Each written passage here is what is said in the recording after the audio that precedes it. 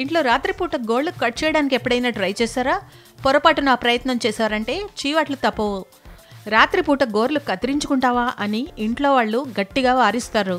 అలా తిట్టడం మొదలు పెట్టగానే మనకు చిరాకు అనిపిస్తుంది. ఏంటి ఈ చాదస్తం అని విసుక్కుంటాం.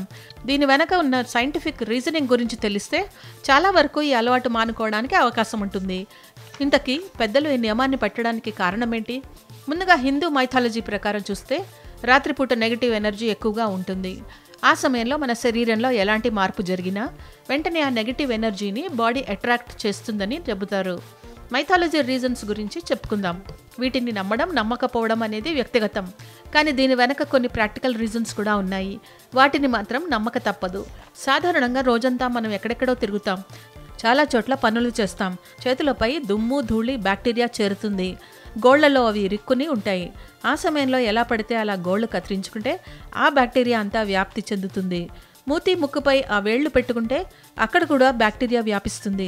చేతులు శుభ్రంగా ఉన్నప్పుడు గోళ్లు తీసుకుంటే ఎలాంటి హాని ఉండదు.